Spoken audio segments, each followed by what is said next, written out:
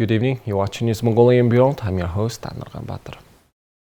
And for top stories, Fitch Ratings agency assigns Mongolian Mining's proposed USD Notes a B rating.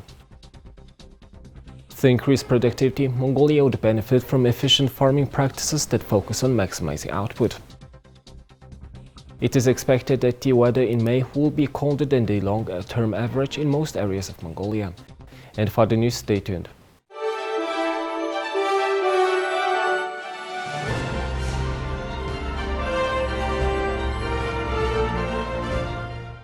Fitch Ratings agency has assigned coal producer Mongolian Mining Corporation's proposed US dollar notes a B rating with an expected recovery rating of R4. The proposed notes will be issued by MNC and its wholly owned subsidiary Energy Resources LLC and guaranteed by most of its operating subsidiaries.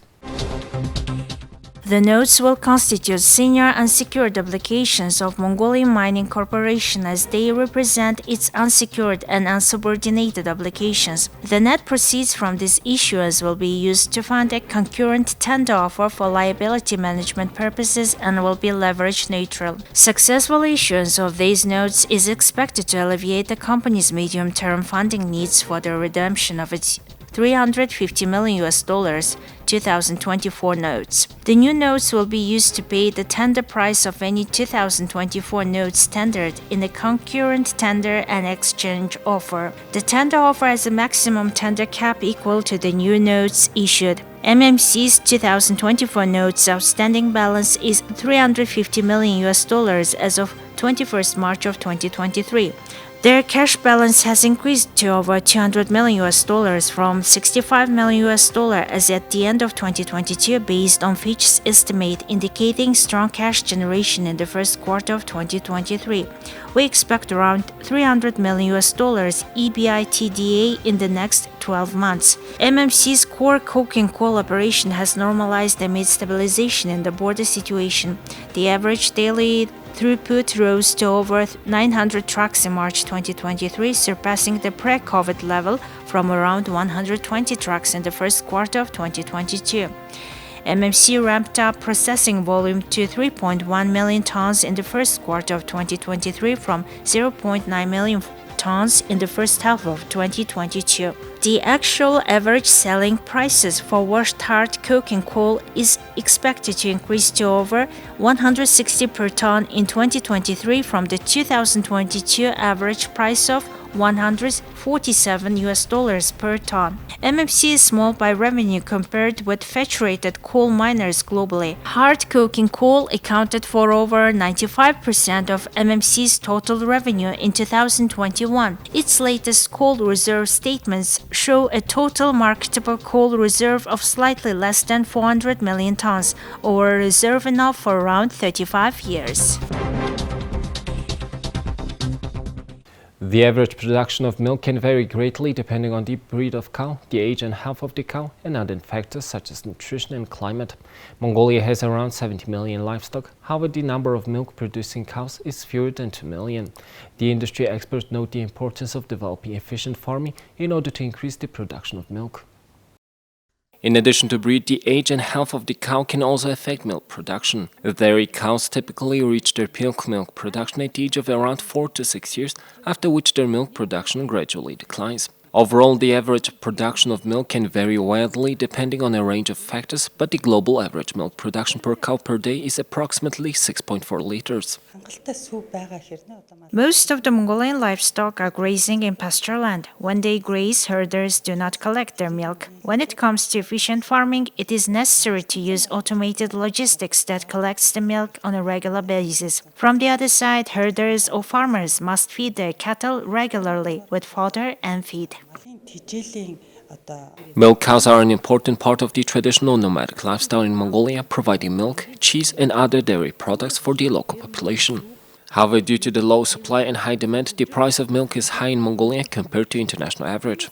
Transport and logistics also pose difficulties to farmers for the distribution of their milk to consumers. While some countries offer milk subsidies that last for 2 to 3 years, extending such practices may not be an effective way to further boost efficient farming, as it may eventually become a form of social welfare. Efficient farming includes the effective cooperation between farmers and the milk-producing companies. In order to do so, the stakeholders shouldn't only concentrate on the short and mid-term revenue. We need to look at a long-term plan.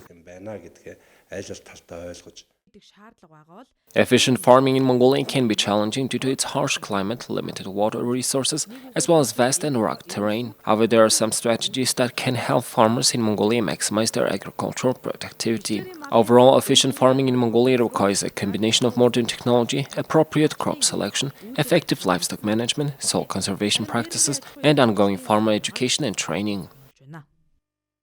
Based on information provided by the National Agency for Meteorology and Environmental Monitoring, it seems that May, the northwestern part of Mongolia, will be colder than the average and experience higher rainfall. The temperatures will be colder than the long-term average in most areas of the beginning of the month, with a gradual warming up from the middle of the first 10 days.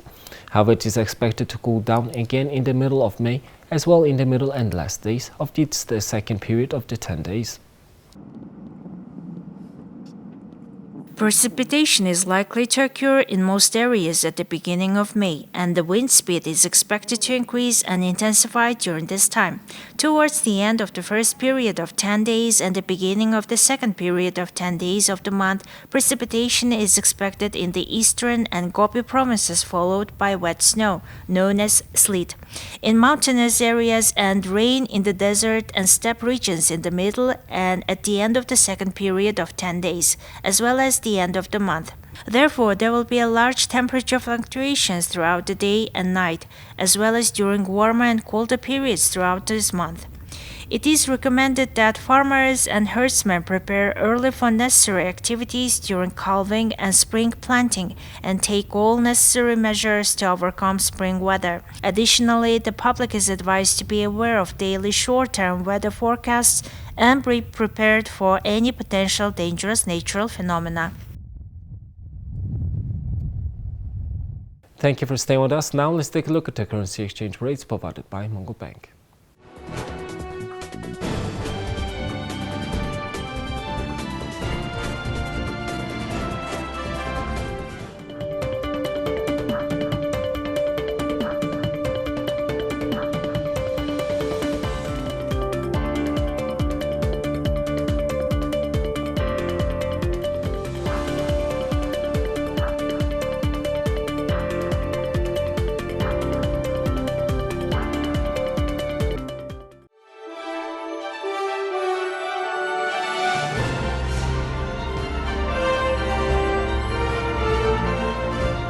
Here's the international news from our partner agencies.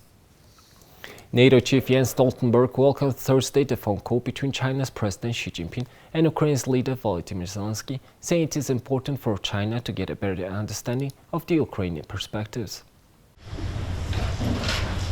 Stoltenberg pointed at the recent conversation between the two leaders doesn't change the fact that China has not yet condemned Russia's invasion of Ukraine. Stoltenberg was speaking at the joint press conference with Luxembourg Prime Minister Xavier Bettel. Bettel described the phone call as a first step that goes in the right direction, saying it would be a big mistake to push China closer to Moscow. I welcome the call between President Zelensky and President Xi.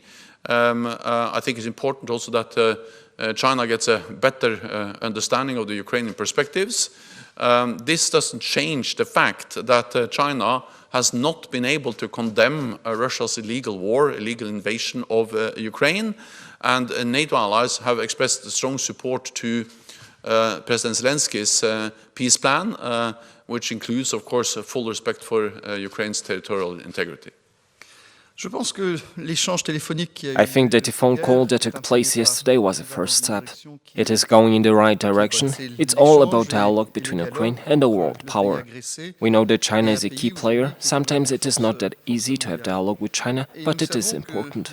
And I think that the biggest mistake we could make is to push China closer to Moscow. So the phone call that took place yesterday between them is key in my opinion. Ukrainian Prime Minister Denis Shmyhal said on Thursday President Volodymyr Zelensky's phone call with Chinese leader Xi Jinping could mark an extraordinary beginning of the developing future relations. Yesterday there was an extremely productive, excellent conversation between the President of Ukraine, Volodymyr Zelensky, and the President of China.